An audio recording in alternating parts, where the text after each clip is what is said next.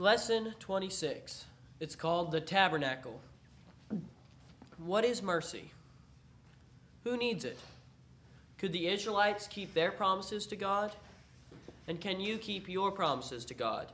Today's lesson is about God's holiness and his mercy. God spoke to the Israelites from Mount Sinai and told him his 10 commandments. The Lord did not want the Israelites to forget his commandments. So he told Moses to come up into the mountain once again. The Lord himself planned to write his commandments on 2 pieces of stone so Moses could teach the Israelites all of God's laws. They had heard his law, but God intended to give them a permanent written record of his holy standard. Let's turn to Exodus 24. That's going to be we're going to be moving on from there. Exodus 24, verse 12. It says, "And the Lord said unto Moses, Come up to me into the mount, and be there. And I will give thee tables of stone, and a law, and commandments which I have written, that thou mayest teach them." Moses obeyed the Lord and went up into the mountain. Verse 13 through 18. And Moses rose up, and his minister Joshua, and Moses went up into the mount of God. And he said unto the elders, Tarry ye here for us, until we come again unto you. And behold, Aaron and Hur are with you. If any man have any matters to do, let him come unto them. And Moses went up into the mount, and a cloud covered the mount, and the glory of the Lord abode on Mount Sinai. And the cloud covered it 6 days. And the 7th day he called unto Moses out of the midst of the cloud. Verse 17. And the sight of the glory of the Lord was like devouring fire on the top of the mount in the eyes of the children of Israel. And Moses went up into the midst of the cloud, and gat him up into the mount. And Moses was in the mount 40 days and 40 nights. A young man named Joshua accompanied Moses. Joshua was Moses' assistant. While Moses was on the mountain, the Lord gave him the 10 commandments written on 2 tablets of stone. The Lord also explained to Moses other rules and customs that he commanded the Israelites to follow. Because God was their king, he could tell them what to do. He told them everything that he wanted them to do. The Lord also wanted Moses and the people to do something very important. The Lord had given Israel his 10 commandments. The Lord had agreed with Israel that if they obeyed his laws, then he would be with them, protect them, and give them all the land that they would need, and all that they needed. But if they disobeyed his laws, then the punishment was death. The Lord knew that the Israelites were sinners and would not be able to always obey his commandments. God knew that they would disobey him, and that unless they had some way of escape, he would have to punish all of them. However, because the Lord loved them, he did not want to destroy them. Therefore, he told them to build a special place where he could live with them. The people would learn how to approach their holy God without being destroyed. Let's read Exodus 25, 1 through 8. Exodus 25, 1 through 8. And the Lord spoke unto Moses, saying, Speak unto the children of Israel, that they bring me an offering. Of every man that giveth it willingly with his heart, ye shall take my offering. And this is the offering which ye shall take of them: gold, and silver, and brass, and blue, and purple, and scarlet, and fine linen, and goat's hair, and ram's skins dyed red, and badger skins, and shittim wood, oil for the light, spices for anointing oil, and for sweet incense, onyx stones, and stones to be set in the ephod, and in the breastplate. And let them make me a sanctuary, that I may dwell among them, according to all that I showed thee, after the pattern of the tabernacle, and the pattern of all the instruments thereof, even so shall ye make it. This didn't mean that God would no longer be everywhere. Even when he came to live in the tabernacle, God would continue to be omnipresent, which is everywhere. This special place was built so man could learn how to approach a holy God. Let's read verse 9 again of Exodus 25. According to all that I showed thee, after the pattern of the tabernacle, and the pattern of all the instruments thereof, even so shall you make it. The Hebrew word for tabernacle means a dwelling place or a home. Everything in this place had to be built exactly as the Lord told Moses when he was up on the mountain. It all had to be done God's way. Remember that Cain refused to come to God in the way that God had said, and so God would not accept him. But Noah, he came God's way, and God saved his whole family. We cannot tell God how we will come to him. We must come to God in the way he teaches us through his holy word, the Bible. Because the Israelites were walking back to the land from which their forefathers had come, the tabernacle had to be a lightweight and portable. Therefore, the Lord told them to build most of the tabernacle with materials made from animal skins and goat hair. Their tents were also made with these types of materials. God told Moses that the tabernacle must have 2 rooms. The first room, which was entered from the outside, was called the holy place, or a separate place. God is holy, perfect, and righteous, set apart from sinners. It was a room set apart by God to be used only by him. It was only to be used by God's chosen priests when they were serving him. We will study more about the priests in a little while. The second room, the inner room, was even more important. This was called the most holy place, or the Holy of Holies. That is, the most separate room in God's house. This room was set apart just for God, except for one time a year, when the high priest, whom we will study about shortly, was allowed to enter. God's presence would be in this inside room. This was a special room in which the tabernacle, where God promised to live, in the center of the Israelites' camp. Let's read verse 10 and 11 of Exodus 25. And they shall make an ark of shittim wood, 2 cubits and a half shall be the length thereof, and a cubit and a half the breadth thereof, and a cubit and a half the height thereof. And thou shalt overlay it with pure gold, within and without shalt thou overlay it, and shalt make upon it a crown of gold round about. The Lord also directed Moses to make a box, which was to be placed inside the second room, the most holy place where God was to live. The Lord told Moses that this box, called the Ark of the Covenant, must be made from the wood of a particular tree, which was chosen by God. After they made the Ark of the Covenant, they were to cover it with pure gold.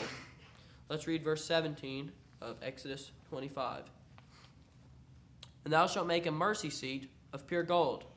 2 cubits and a half shall be the length thereof, and a cubit and a half the breadth thereof. Moses was told to make a lid for this box of pure gold and place it on top of the ark in the inner room. The lid was called the mercy seat.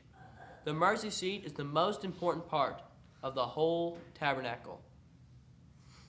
This was the place where God promised to live with the sinful Israelites and show them mercy. Mercy is God's provision for sinners to escape the punishment they deserve for their sins. The Lord told Moses that he was to make 2 gold cherubim at either end of the mercy seat. Let's read verse 18. And thou shalt make 2 cherubims of gold, of beaten work shalt thou make them, in the 2 ends of the mercy seat. Do you remember when we last heard about cherubim? God put cherubim outside the Garden of Eden so that Adam and Eve would not be able to return to the tree of life. The cherubim outside the Garden of Eden were real live cherubim, but these which Moses were to make were obviously just made of gold. Let's read verse 19 and 20. And make one cherub on one end, and the other cherub on the other end. Even of the mercy seat shall ye make the cherubims on the two ends thereof. The two cherubim were to be placed facing one another at either end of the mercy seat. The cherubim's wings were to be made so they would stretch out toward one another over the lid, which was called the mercy seat. Their faces were to be looked down at the cover of the box. Let's read verse 21 and 22. And thou shalt put the mercy seat above upon the ark, and in the ark thou shalt put the testimony that I shall give thee. And there I will meet with thee, and will commune with thee from above the mercy seat, and between the two cherubims which are upon the ark of the testimony, of all things which I will give thee in commandment unto the children of Israel. The ark was to be placed in the Holy of Holies, the most inner room just inside the curtain. The Lord told Moses to place the two tables of stone inside the Ark of the Covenant, under the mercy seat. These were the two tables upon which God wrote the 10 Commandments, which we learned about a few lessons ago. God promised that, when everything was finished, just as he had commanded, he would come into the inner room. His presence would be evidenced by the very bright light between the two cherubim. This bright light was referred to as the Shekinah glory, the radiance, glory, or the presence of God living with his people, Israel. Let's read Exodus 36, 31 through 33. Exodus 26, 31 through 33. And thou shalt make a veil of blue and purple and scarlet and fine twined linen of cunning work. With cherubs shalt it be made. And thou shalt hang it upon 4 pillars of shittim wood overlaid with gold. Their hooks shall be made of gold upon the 4 sockets of silver. And thou shalt hang up the veil under the taches, that thou mayest bring in thither within the veil the ark of the testimony. And the veil shall divide unto you between the holy place and the most holy. God told Moses that he was to hang a beautiful, thick curtain as a divider between the 2 rooms. This curtain was to remind the Israelites that they were separated from God by sin. God also told Moses to make a fence of cloth curtains held upright between posts and to place it around the 2-roomed structure. The 2-room tabernacle was covered with dyed animal skins and a final covering of animal hides to form the roof of this tent. Just inside the entrance of the curtain fences, they were to place an altar, which God said was to be made of wood covered with brass. Let's read Exodus 27, 1 and 2. And thou shalt make an altar of shittim wood, 5 cubits long, and 5 cubits broad. The altar shall be 4 square, and the height thereof shall be 3 cubits. Verse 2. And thou shalt make the horns of it upon the 4 corners thereof. His horns shall be of the same, and thou shalt overlay it with brass. When a person wanted to approach God, his first step was to bring a burnt offering to the Lord. He was to bring it to the brazen altar just inside the gate. Note, brazen means made of brass. He was to place his hand on the head of the animal and then kill it. By doing this, he was admitting to God that he was a sinner and he deserved to die. By placing his hands on the animal, he was identifying himself with the animal that was to die in his place. But he was asking God to accept the animal's death instead of his. Let's turn over to Leviticus chapter 1, 1 through 5. Leviticus chapter 1, 1 through 5. And the Lord called Moses unto Moses, and spake unto him out of the tabernacle of the congregation, saying, Speak unto the children of Israel, and say unto them, If any man of you bring an offering unto the Lord, ye shall bring your offering of the cattle, even of the herd, and of the flock. If his offering be a burnt sacrifice of the herd, let him offer a male without blemish. He shall offer it of his own voluntary will at the door of the tabernacle of the congregation before the Lord. And he shall put his hand upon the head of the burnt offering, and it shall be accepted for him to make atonement for him. And he shall kill the bullock before the Lord, and the priests, Aaron's sons, shall bring the blood, and sprinkle the blood round about the altar, that is by the door of the tabernacle of the congregation. God allowed sheep, goats, bulls, and birds as sacrifices. The animals had to be perfect males. The animal's blood must be shed. Remember what we read before. Let's read Leviticus 17:11. Leviticus chapter 17, verse 11. We read this a few lessons ago. For the life of the flesh is in the blood, and I have given it to you upon the altar to make an atonement for your souls. For it is the blood that maketh an atonement for the soul. Hebrews 9:22 says, Without shedding of blood is no remission. But could the blood of animals pay for sin? No. The blood of animals was only a reminder or illustration or pattern of the punishment demanded for sin. Separation of the sinner from God is the only just payment for sin. Obviously, God doesn't ask us to bring animal sacrifices to him today, but that was the provision he made for the Israelites. God was going to make a better way to take care of our sins. The Lord appointed Aaron to be a high priest. His sons were also to be high priests after him.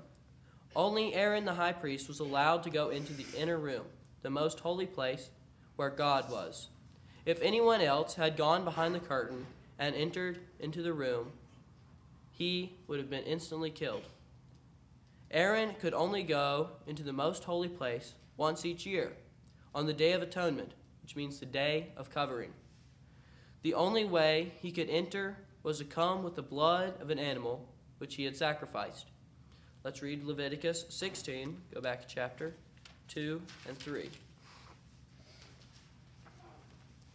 And the Lord said unto Moses, Speak unto Aaron thy brother, that he come not at all times into the holy place, within the veil before the mercy seat, which is upon the ark, that he die not, for I will appear in the cloud upon the mercy seat. Thus shall Aaron come into the holy place with a young bullock for a sin offering, and a ram for a burnt offering. Before Aaron could enter the Holy of Holies, he had to kill an animal and catch its blood in a basin. Then, after he passed behind the heavy curtains, which hung between the two rooms, Aaron was to sprinkle the blood on the mercy seat, the pure gold cover of the Ark of the Covenant. If everything was done the way the Lord had told Moses, then God promised to forgive the sins of the nation of Israel for the past year. But could the blood of animals pay for sin? No, they couldn't. The blood of animals could not pay for sins. The punishment for sin is death, and that includes the separation of the sinner from God forever. Sin must be paid for in full. Nevertheless, God promised to hold off the judgment they deserved and forgive their sins for the past year, if they came to him in the way he had told them to. They must come to him believing him and bringing a blood sacrifice for their sins. God will only accept those who come to him in the way that is told to us in the Bible. God had told Moses that the Israelites were to build a tabernacle so that he could live with them. The Israelites built a tabernacle for the Lord and erected it exactly as he had instructed Moses. Now we're going to read some more passages. Let's turn back to Exodus chapter 39, next to last chapter. Exodus 39, 42 and 43. Exodus 39, 42 and 43, the last two verses. According to all that the Lord commanded Moses, so the children of Israel made all the work. And Moses did look upon all the work, and behold, they had done it as the Lord had commanded. Even so had they done it. And Moses blessed them. Now let's read chapter 40, verse 17. And it came to pass in the first month, in the second year, on the first day of the month, that the tabernacle was reared up. If they had not made it exactly as God told them, God would not have come to live with them. But because Moses and the Israelites did everything the way God instructed them, God came to live in the center of the Israelites' camp, in the most holy place of the tabernacle. Let's read Exodus chapter 40, verse 34 and 35. Then a cloud covered the tent of the congregation, and the glory of the Lord filled the tabernacle. And Moses was not able to enter into the tent of the congregation, because the cloud abode therein. And the glory of the Lord filled the tabernacle. The Israelites could now come to God in the way that he had taught them. Each year, Aaron, the high priest, could enter the most holy place and sprinkle the blood on the mercy seat under the cherubim. Why did the high priest have to repeat this every year? Because the blood of animals could not pay for sin. Hebrews 10:4 says, "It is not possible that the blood of bulls and of goats should take away sins." In God's mercy, God was simply holding off for another year the punishment of the Israelites' sin and their judgment. The Israelites were like us, were sinners. They needed God's mercy, and God made a way for them to come to him. We cannot decide how we come to God. He is perfect, and he will only accept us if we come to him in the way that he tells us in his word.